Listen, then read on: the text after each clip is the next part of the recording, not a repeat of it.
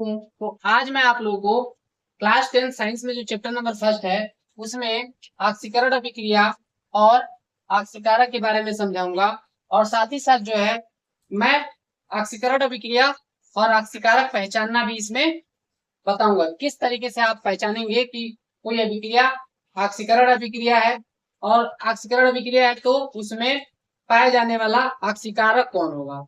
तो इसके लिए सबसे पहले मैं ऑक्सीकरण अभिक्रिया की परिभाषा बताता हूँ। उसके बाद जो है इस एग्जाम्पल को उससे क्या करूंगा, जोड़कर बताऊंगा किस तरीके से जो है परिभाषा से ये एग्जाम्पल जो है मैच करता है। तो ऑक्सीकरण अभिक्रिया की जो परिभाषा होती है वो कुछ इस तरीके से होती है कि जब किसी यौगिक या तत्व में ऑक्सीजन का योग होता है या किसी यौगिक से हाइड्रोजन का निष्कासन होता है तो ऐसी अभिक्रिया ऑक्सीकरण अभिक्रिया कहलाती है।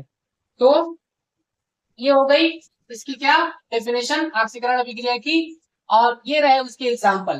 तो यहाँ पे देखिए आप लोग का क्या हो रहा है कि मैग्नीशियम की रिएक्शन ऑक्सीजन से कराई जा रही है जिससे आप लोग का मैग्नीशियम ऑक्साइड बन रहा है। तो यहाँ पे आपको क्या देखने को मिल रहा है कि ये मैग्नीशियम जो है ये किससे जुड़ गया है, ऑक्सीजन से जुड़ गया है।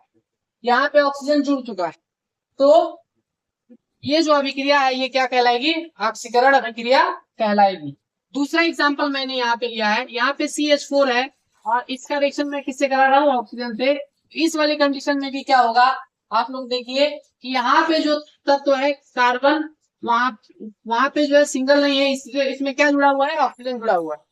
तो यहाँ पे भी आप लोग को क्या देखने को मिल रहा है कि इस पूरे यौगिक में क्या जुड़ गया है, ऑक्सीजन, और जिसकी वजह से ये यौगिक क्या हो चुका है, टूट चुका है। तो ये भी आप लोग का ऑक्सीकरण अभिक्रिया कहलाएगा।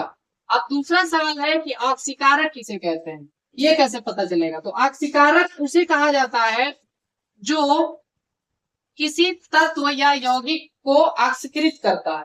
तो यहाँ पे देखिए ये जो मैग्नीशियम है इसमें ऑक्सीजन किसके वजह से जुड़ा, तो जिसके वजह से जुड़ता है वही ऑक्सीकारक कहलाता है। तो जब भी आपको ये पता चल जाए कि ऑक्सीकरण किसका हो रहा है तो आप ऑक्सीकारक को कैसे पहचानेंगे वो यहाँ पे मैं बता रहा हूँ। तो यहाँ पे ऑक्सीकरण किसका हुआ है, Mg का हुआ, क्योंकि ऑक्सीजन किससे जुड़ रहा है, Mg से जुड़ रहा है। तो इसका मतलब ये है कि Mg का क्या हुआ है, ऑक्सीकरण हुआ है। जब Mg का ऑक्सीकरण हुआ है तो इसको कराया किसने, ये किसकी वजह से हुआ है।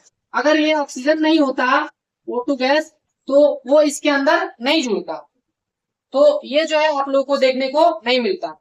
तो इसलिए जो है इसको हम क्या बोलेंगे, ऑक्सीकारक। तो जिसके वजह से ऑक्सीकरण अभिक्रिया होती है वही क्या कहलाता है, ऑक्सीकारक कहलाता है। यहाँ पर आ जाइए, जैसे मैं बोलता हूँ कि इसका ऑक्सीकरण हुआ था CH4 का, तो किसके वजह से हुआ है, ये हुआ है इसके वजह से।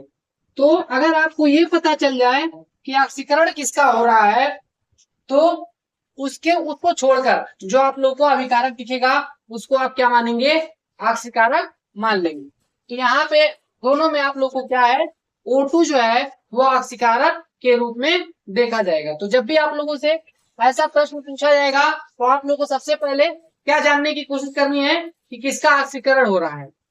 जब ये पता चल जाए कि किसका ऑक्सीकरण हो रहा है तो उसको छोड़ दीजिए और बाकी जो भी आप लोग का अभिकारक दिखेगा उसको हम क्या बोलेंगे, जो है ऑक्सीकारक बोलेंगे।